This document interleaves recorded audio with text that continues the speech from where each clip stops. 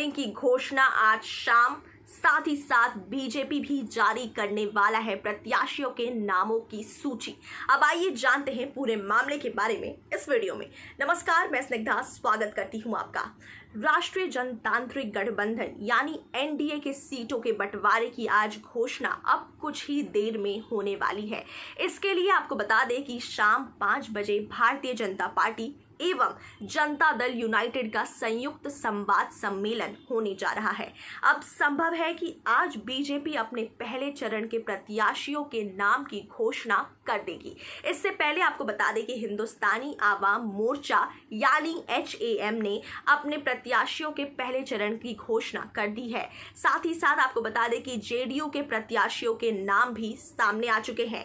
अब बताया जा रहा है कि विकासशील इंसान पार्टी यानी VIP के महागठबंधन छोड़ने के बाद उसे एनडीए में शामिल करने की बात की जा रही है और साथ ही साथ इसके अध्यक्ष मुकेश साहनी की बीजेपी नेतृत्व से बात भी हुई है और बीजेपी के प्रत्याशियों की घोषणा में जो देरी हो रही है इसे इससे भी जोड़ा जा रहा है। हो सकता है कि उन दोनों की महागठबंधन भी हो सकती है। अब इसमें फिलहाल विलंब जो हो रहा है वो इस वजह से हो रहा है। अब इसके साथ ही साथ आपको बता दें कि सूत्रों के मुताबिक बीजेपी के हाथ में कई सीटें निकल गई है, जबकि कई कद्दावर नेताओं के टिकट कट गए हैं तो कुछ के टिकट तय लग रहे हैं। बीजेपी नेता और आपको बता दें कि मंत्री प्रेम कुमार ने यह भी कहा है कि बीजेपी और JDU के बीच जो सीट की शेयरिंग की गई प्रक्रिया है वह फिलहाल पूरी हो चुकी है और आज दोनों पार्टियों के नेता गठबंधन व सीटों का औपचारिक ऐलान भी कर देंगे। तो आज का इंतजार करना वाकिफ है कि आज आखिर इस प्रेस कॉन्फ्रेंस में क्या कुछ होता है और क्या कुछ नतीजे सामने निकल कर आते हैं। तो आइए देखते हैं।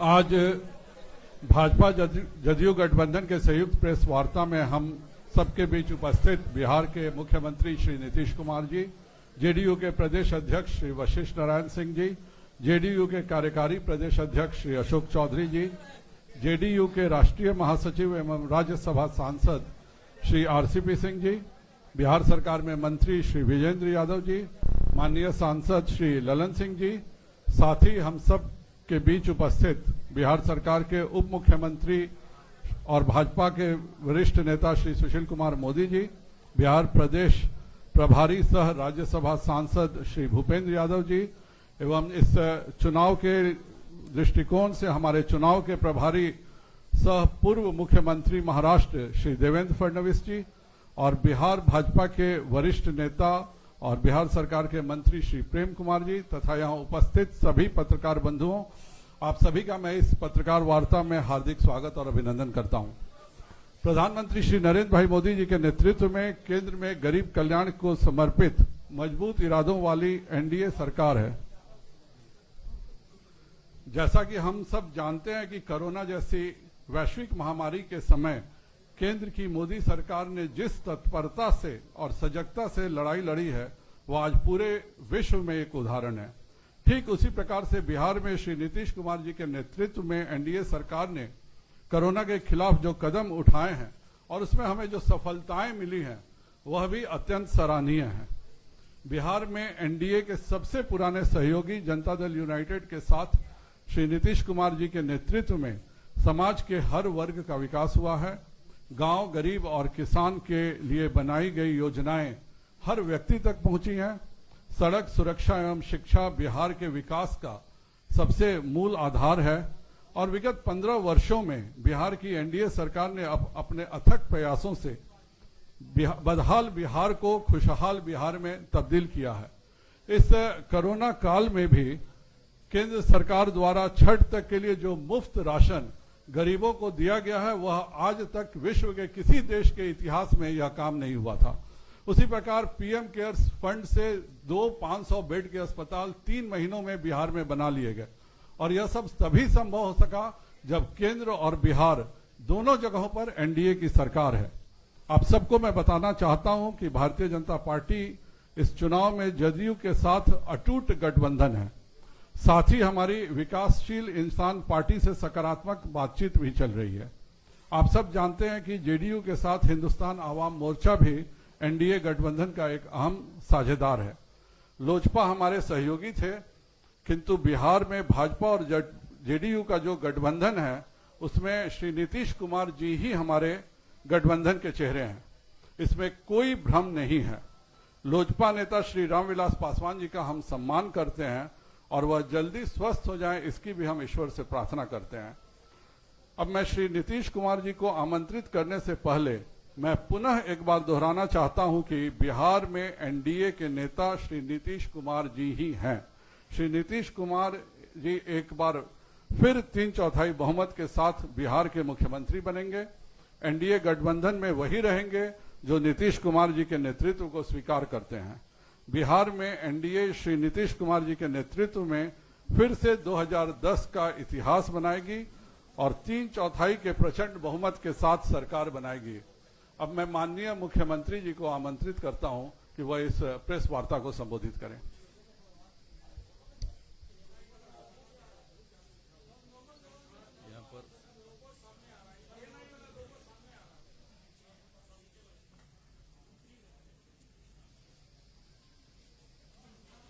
यहाँ पर उपस्थित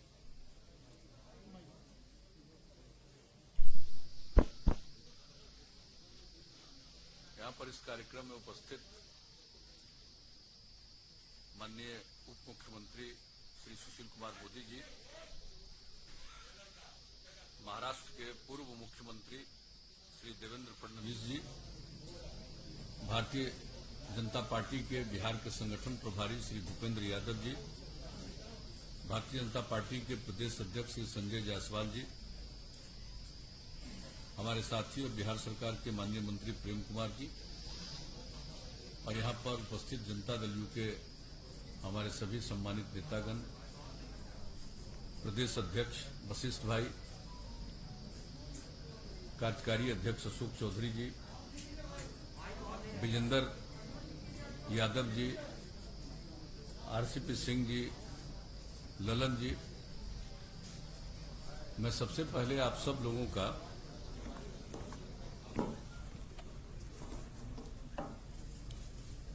अभिनंदन करता हूं। आप इतनी बड़ी संख्या में यहां पर मौजूद हैं और यहां पर जो बुनियादी बातें हैं उसकी जानकारी संजय जायसवाल जी ने दे दी।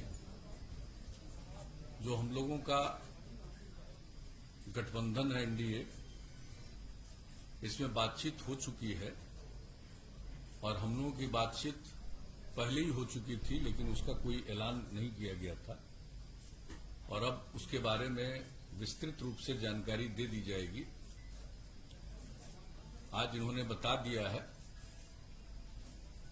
जो जनता दल यू है उसके जिम्मे 122 सीटें दी गई हैं और उसी के अंतर्गत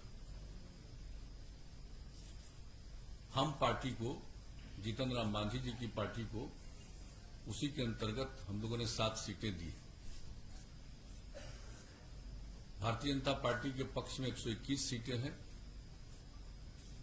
और उसी के अंतर्गत इन लोगों की बातचीत, जो इन्होंने बताया कि अंतिम चरण है विकासशील इंसान पार्टी के साथ, उसी के अंतर्गत उनको सीटें देंगी।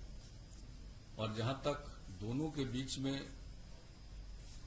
कंस्टिट्यूएंसी का सवाल है, कौन कौन विधानसभा क्षेत्र किनके जिम्मे है, उसका भी निर्णय हो चुका है और मैं समझता हूं कि आज वो 122 और 121 तो है, तो बता दें लोगों को, या ऐसे ही आप रिलीज कर दिया जाएगा ये पूरे तौर पर कि इनके जिम्मे कौन सी सीट है।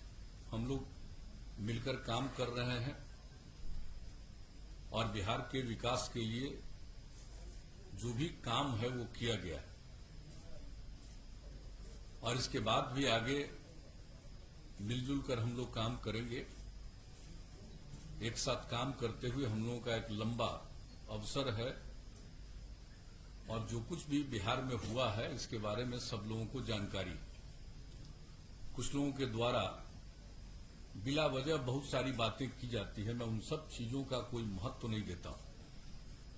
सबको मालूम है कि हम लोगों का अगर पिछले 15 वर्षों से हम लोग काम कर रहे हैं, 15वां साल है, और उसके पहले 15 साल तक लोगों को काम करने का मौका मिला था, उनके द्वारा क्या किया गया, क्या आर्थिक स्थिति थी, क्या रोजगार था, क्या कानून व्यवस्था की स्थिति थी,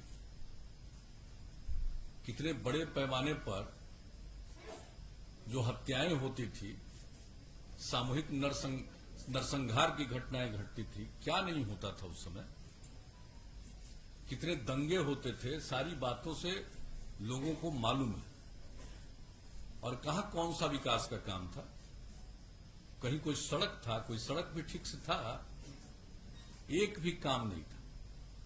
कहां किस तरह से स्कूल चल रहा था, क्या हालत थी कॉलेजों की, यूनिवर्सिटी तक में जो शिक्षक थे, प्रोफेसर्स थे, उनको कब तनख्वाह मिलता था, कितने दिनों पर तनख्वाह मिलता था। हम लोग जब आए 2005 में और 2006 से जो हम लोगों ने काम करना शुरू किया, सब चीज समय पर करना शुरू किया, चाहे शिक्षा का क्षेत्र हो, स्वास्थ्य का क्षेत्र हो, विकास का क्षेत्र हो। और हम लोग प्रारंभ से कहते रहे न्याय के साथ विकास, यानी समाज के हर तबके का उत्थान और हर इलाके का विकास, वही काम हम लोग करते चले आ रहे हैं किसी भी क्षेत्र में।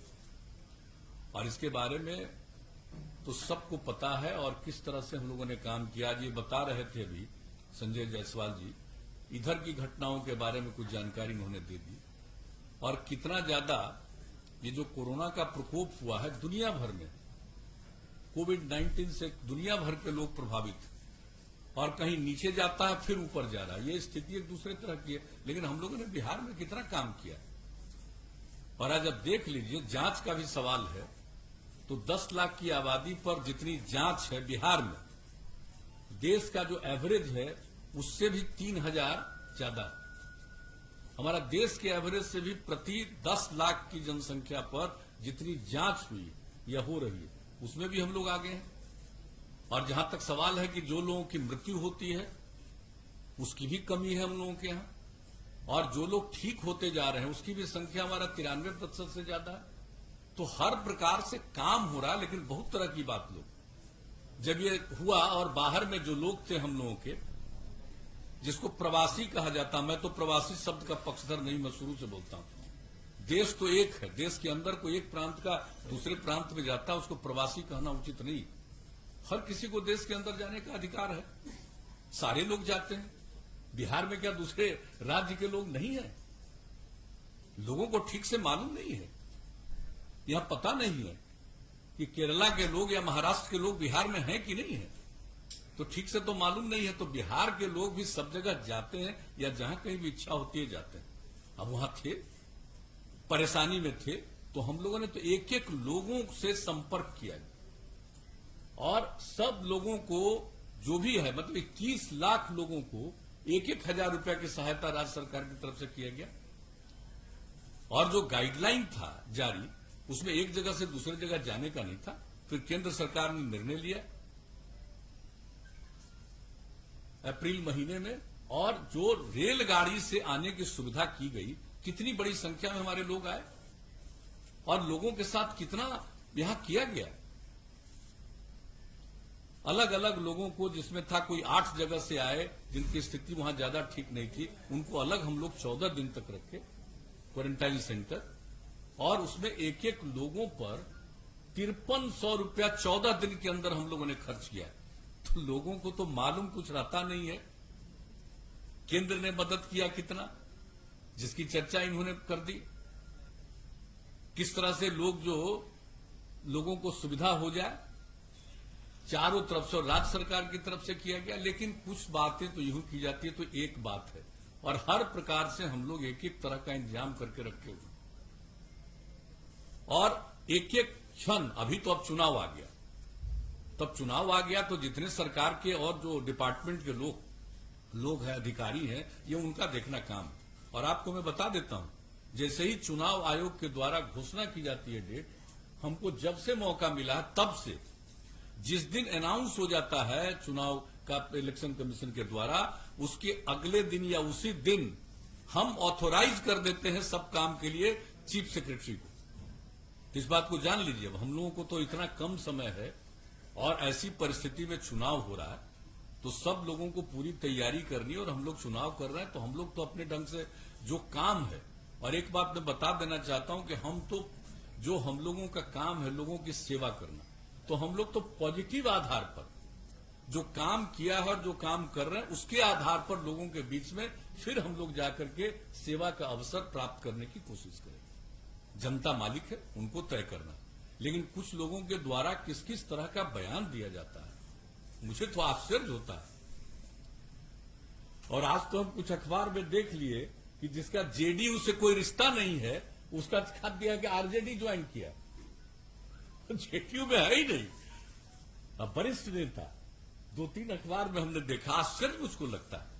इसलिए हम तो आग्रह करेंगे कि चीजों की जांच करके, अब फोटो छपा हुआ है, फोटो छपा है 1-2 अखबार में, तो वो कब हम लोग एमएलए बनाए, एमपी बनाए, 14 से ही अलग है। अब बताइए कोई कहीं जाता? तो कुछ चीजों को तो देख करके मैं इतना ही कहूंगा, मुझको दुख नहीं होता। सवेरे मेरी आदत है अखबार पढ़ने की, तो हम जब सवेरे अखबार पढ़ते हैं, टेलीविजन तो उस तरह से हम देख नहीं पाते हैं काम के चलते। दिल्ली में जब तक थे तब तक 1-2 घंटा टेलीविजन देखते थे, अब नहीं देख पाते हैं। लेकिन अखबार पढ़ते हैं तो कभी कभी चीज को देख करके हंसी आती है। तो इन सब चीजों से हमारा कौन क्या बोलता है, क्या बोलेगा, और इन्होंने उसके बारे में बता दिया। और ये तो बीजेपी ही अपनी तरफ से जो भी बात होगा कह देंगे। कोई क्या बोल रहे हैं क्या नहीं बोल रहे हैं उससे हमको कोई लेना देना नहीं है, कोई मतलब नहीं। हम लोग मिलकर काम कर रहे हैं और मिलकर आगे भी काम करेंगे। मिलकर हम लोग साथ मिलकर के चुनाव लड़ेंगे। और जो इनका भारतीय जनता पार्टी का ही जो विचार था हम लोगों के साथ विमर्श के दौरान, इनकी जो इच्छा थी उसका ही पालन करते हुए हम लोगों की तरफ से हम पार्टी के साथ, उनके साथ बातचीत हुई। और ये बात कर रहे हैं विकासशील इंसान पार्टी के साथ। और जो बात है एक तरफ तो हो ही गया है, उनका तो 7 सीट और 7 का जिन सीटों पर वो लड़ने वाले हैं उसका भी उनको सूचना दे दी गई। और उसमें से तो लगता है 6 सीट तो पहले ही फेंच का है। तो ये सब का ऐलान, सब के बारे में सब लोगों को मालूम है। और विधिवत आज जो दोनों दल का है और दोनों दल के माध्यम से और लोगों को जो इसके साथ जोड़ा गया है, तो उनके बारे में भी पूरी बात, एक एक सीट के बारे में आप लोगों को उपलब्ध करा दिया जाएगा। और उसके बाद फिर जो कैंडिडेट हैं अपने अपने पार्टी के लोग, उसका भी ऐलान कर देंगे कि कौन कौन कैंडिडेट किस क्षेत्र के हैं, इसका भी ऐलान कर देंगे। तो हम लोग मिलकर काम कर रहे हैं, मिलकर काम करेंगे। हम लोगों के मन में किसी भी तरह की कोई गलतफहमी नहीं। और हम मानते हैं कि किसी को अगर कुछ कहने से उसको आनंद आता है, उसको पूरी आजादी है, जो इच्छा करे बोले, जो इच्छा करे कहे, अपना करता रहे, बोलता रहे, इससे हमको कोई लेना देना नहीं। एक बात हम बहुत स्पष्टता के साथ आज कह देना चाहते हैं। लेकिन हम लोग मिलकर, जैसा कि मैंने कहा है, काम करते रहे हैं, आगे भी काम करेंगे। किसी तरह का हम लोगों के मन में कोई कंफ्यूजन या किसी प्रकार की गलतफहमी नहीं। और ये स्वाभाविक है कि इस बार ये जो स्थिति रही है कोरोना की, अब इसमें कई चीजों को काम करने को थोड़ा विलंब जरूर हुआ है। किसी भी चीज के बारे में निर्णय लेना, लोगों से बातचीत करना, वो सब होता है। लेकिन अब एक एक चीज के बारे में फैसला हो गया है और लोग अपने अपने कैंडिडेट के बारे में भी अंतिम निर्णय लगभग ले चुके हैं। हम लोग तो कैंडिडेट के बारे में भी निर्णय ले चुके हैं, आपका भी निर्णय लगभग हो चुका है। तो इसका भी ऐलान बाद में कर दिया जाएगा। अभी तो सीटों के बारे में, कौन सीट से किस पार्टी के लोग चुनाव लड़ेंगे, इसके बारे में आज आपको जानकारी दे दी जाएगी। और मैं तो इतना ही कहूंगा कि भाई समाज में एक प्रेम का और भाईचारे का भाव रहना चाहिए। लेकिन ये तो हमको मालूम है कि मनुष्य का तो कुछ न कुछ हिस्सा ऐसा होता है जो इस प्रकार की बात करता है कि ये कोई ऐसी बात नहीं है कि अस्वाभाविक है, ये बहुत ही स्वाभाविक है। आप देखिएगा कि चाहे लाख कुछ कर लीजिए, कुछ प्रतिशत लोग तो ऐसे होते ही हैं कि वो किस तरह से बोलेंगे, किस तरह की बात करेंगे, तो ये कोई ऐसी चीज नहीं है, ये तो चलता ही रहेगा, उससे कोई मतलब नहीं है। और जरूर बिहार को आगे बढ़ाना है हम सब लोगों को मिलकर के, एकदम बिल्कुल सक्षम बिहार हम लोग बना रहे हैं। और कितना तेजी से इसके बारे में तो हम लोग बोलते रहे। क्या बजट था भाई, कितना कम बजट था बताइए, और अब कितना बड़ा बजट है। 24,000 करोड़ रुपए का बजट होता था और हम लोग 2,11,000 करोड़ रुपए तक पहुंचा दिए बजट से लेकर के एक एक चीज के बारे में। और वो सब बात होगी तो हम लोग डिटेल भी देंगे। नौकरियों के बारे में, कितने लोगों को नौकरी हम लोगों के कार्यकाल में मिली है, कितने लोगों को सेवा करने का मौका मिला है, एक एक चीज के बारे में। तो हम लोग तो इन सब चीजों के बारे में काम करते रहे और काम ही करते रहेंगे, यही हम लोगों का कर्तव्य है। तो अभी तो अपनी तरफ से इतनी ही बात कहनी थी, अब बाकी तो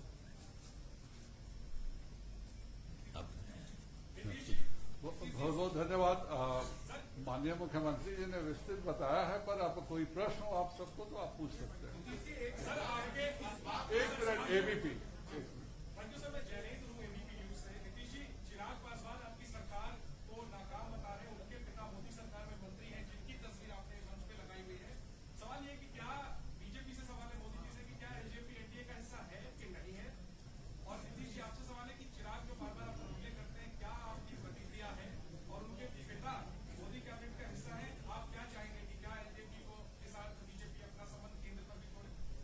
देखिए, कौन क्या बोलता हम पहले ही कह दें, उसमें मेरी कोई रुचि नहीं है। जिसकी जो इच्छा वो बोलता रहे। लेकिन आपने श्री रामविलास पासवान की चर्चा की। अब रामविलास पासवान जो अस्वस्थ हैं, हम सब लोग चाहते हैं कि वो स्वस्थ हो। हम लोगों का उनसे एक लगाव है, अब बहुत पुराना लगाव है। लेकिन आप जो पूछ रहे हैं हमसे, कि रामविलास पासवान जी अभी जो राज्यसभा में पहुंचे तब बिना जेडीयू के मदद के पहुंचे, आप जरा बताइए तो। कै गो सीट है बिहार विधानसभा में? 2 है ना। तो बीजेपी ने और जेडीयू ने तो टिकट देकर के राज्यसभा पहुंचाया। तो ये सब बात जो कोई बोलता रहता है, हमको उससे क्या मतलब है?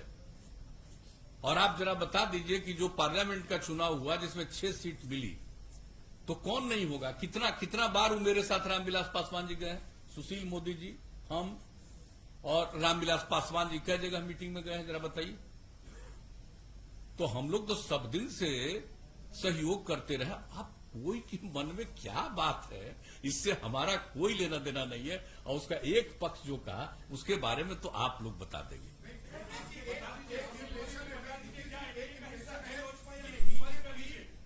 देखिए, एक मिनट, अरे रुक जाओ ना यार, पूछिए, उनका जवाब देने दो ना। देखिए, डॉक्टर संजय जायसवाल जी ने बहुत स्पष्ट कर दिया है कि बिहार के अंदर एनडीए में वही रहेगा जो नीतीश जी को बिहार एनडीए का नेता स्वीकार करेगा। और इस चुनाव में भारतीय जनता पार्टी ने नीतीश कुमार जी को मुख्यमंत्री का उम्मीदवार घोषित किया है। कल सरकार निश्चित बनेगी तो मुख्यमंत्री भी नीतीश कुमार होंगे। इसलिए नीतीश कुमार को जो अपना नेता स्वीकार करके काम करेगा वही एनडीए के अंदर बिहार के अंदर हिस्सा होगा। और अविनाश जी तो केंद्र में मंत्री हैं ही, और केंद्र में मंत्री अस्वस्थ हैं वो। और जैसा भी कहा डॉक्टर संजय जायसवाल जी ने कि अगर वो स्वस्थ होते तो शायद आज ये स्थिति पैदा नहीं होती। इसमें कोई इफ एंड बट का सवाल नहीं है। अब मैं मीडिया से भी आग्रह करूंगा, कोई कंफ्यूजन मत रखिए। ये ऐसा गठबंधन है और आज का संबंध नहीं है। 96 से लेकर आज तक बीच के कुछ 2-3 वर्षों के कार्यकाल को छोड़ दें, इतना लंबा अनुभव और कार्यकाल हम लोग का रहा है। तो कोई इफ एंड बट नहीं है। और कोई बीजेपी, जेडीयू और साथ में वीआईपी पार्टी और हम पार्टी, ये 4 दलों का गठबंधन है। और इसलिए आज ये भी आपको बताया गया है कि अगर आवश्यकता पड़ेगी तो चुनाव आयोग को हम लोग लिख कर देंगे, क्योंकि सूचना मिल रही कि बहुत सारे निर्दलीय लोग भी या अन्य जो इतने दर्जनों दल बने हैं बिहार में, वो हो सकता है कि कोई मुख्यमंत्री के फोटो का इस्तेमाल करे, कोई हो सकता है प्रधानमंत्री के फोटो का इस्तेमाल करे। तो हम लोग आवश्यकता पड़ेगी तो चुनाव आयोग को ये लिख कर देंगे कि ये जो 4 दल मिलकर चुनाव लड़ रहे हैं, यही लोग केवल प्रधानमंत्री के चित्र का इस्तेमाल कर सकते हैं। अगर अन्य कोई दल चित्र का इस्तेमाल करता है तो चुनाव आयोग को जो उनकी अपनी धाराएं, अपना कोड है, उसके अनुसार और वो कार्रवाई करने के लिए स्वतंत्र होगी। आप लोग नीतीश कुमार को, अगर आपके स्ट्राइक रेट आपका अच्छा हुआ तो मित्र स्मॉलर एलाइज आप लोग नीतीश अरे भाई, एक बार जब घोषणा कर दिया तो कोई इफ एंड बट नहीं है। जितनी भी सीटें जिसको आए, नीतीश कुमार जी को 2 लगातार हमारे मुख्यमंत्री हैं, जब हम साथ में रहे हैं, आज भी मुख्यमंत्री हैं और आगे भी बिहार के इस गठबंधन के वही उम्मीदवार हैं और वही मुख्यमंत्री रहेंगे। इसमें संख्या किसको क्या आई, नहीं आई, क्या हुई, इसका कोई संबंध नहीं है। इसलिए कहीं कोई कंफ्यूजन ना रहे। और मैं मीडिया से भी आप पोस्ट पोली की तो बात कर रहे हैं, और क्या कर रहे हैं? मैंने तो कह दिया ना आपको। चिराग पासवान पे रिएक्ट अरे भाई, 48 घंटे लगाते हैं। अरे भाई, निकाला धुआं में कुछ और तो ट्वीट करने में 2 मिनट लगाते हैं। चिराग तो अब ट्वीट कब करें ये भी आप तय कीजिएगा मनीष जी। कब ट्वीट करो ये तय आप नहीं ना कीजिएगा। आप बोलिए। नहीं, एक ही व्यक्ति सब नहीं पूछे प्रश्न।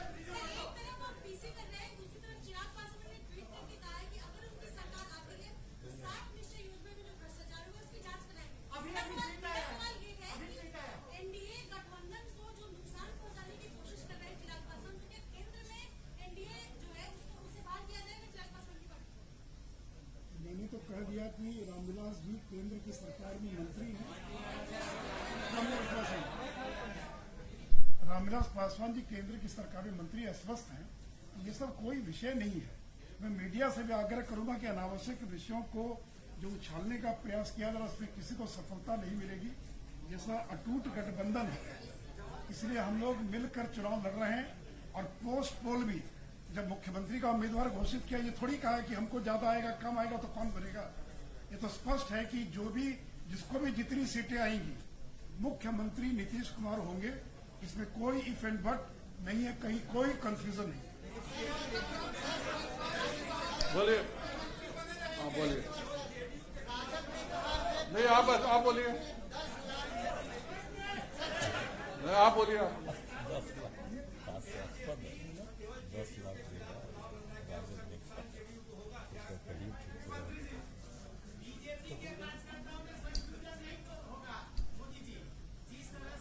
अरे भाई, यहाँ पर भूपेंद्र यादव जी बैठे हैं, फडणवीस जी बैठे हैं और अमित शाह जी ने और प्रधानमंत्री जी ने 1 दर्जन बार नीतीश जी के बारे में सारा स्टैंड और सारी चीजें स्पष्ट कर दिया।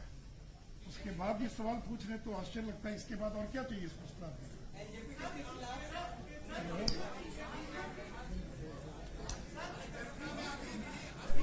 अब मैं अनुरोध करूंगा माननीय उप मुख्यमंत्री जी से कि इस प्रेस वार्ता को धन्यवाद देते हुए इसको समाप्त करें। थोड़ा बोल देंगे, भूपेंद्र जी कुछ बोल दें, भूपेंद्र आप कुछ बोल दीजिए। अब मैं अनुरोध करूंगा कि माननीय भूपेंद्र जी से कि वह सभी को संबोधित करें।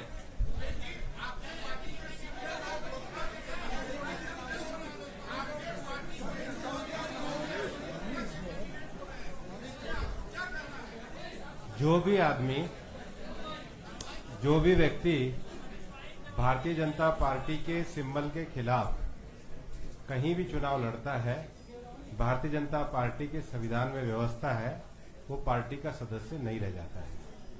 पार्टी पूरी तरीके से बिहार में एनडीए में नीतीश कुमार जी के नेतृत्व में चुनाव लड़ रही है। और हम ये मानते हैं कि हमारे प्रधानमंत्री माननीय नरेंद्र मोदी जी के नेतृत्व में पूरे देश भर में जो गरीब कल्याण के कार्यक्रम किए गए, देश में आर्थिक रूप से, सामाजिक रूप से पिछड़े हुए लोग हों, पिछड़े हो, अति पिछड़े हो, दलित हो, वंचित हो, गरीब हो, सबके कल्याण के लिए जो कार्य किया गया है, उन सभी कार्यों को बिहार में भी नीतीश जी के नेतृत्व में आगे बढ़ाया गया है। और अभी माननीय मुख्यमंत्री जी ने, माननीय सुशील मोदी जी ने बहुत स्पष्ट रूप से कहा है, और हमारा ये स्पष्ट रूप से कहना है कि इस चुनाव में जनता दल यूनाइटेड, भारतीय जनता पार्टी और हमारी जो दो सहयोगी पार्टी हैं, उनको 3/4 बहुमत मिलने वाला है, और 3/4 बहुमत के द्वारा ही हमारी सरकार बनने वाली है। इसलिए आपके सभी प्रयासों पर जब हमें 3/4 बहुमत मिल रहा है, तो अपने आप ही विश्राम लग गया है। अब मैं अनुरोध करूंगा माननीय सुशील जी से कि वह इस प्रेस कॉन्फ्रेंस को धन्यवाद और अपनी बात रखते हुए समाप्त करें। मित्रों, तो शांत हो जाइए। मित्रों, जैसा भी नीतीश जी ने और डॉक्टर संजय जायसवाल जी ने सारी बातों को रख दिया है, मैं संक्षेप में इतना ही कहूंगा कि हम चुनाव विकास के मुद्दे पर चुनाव लड़ेंगे।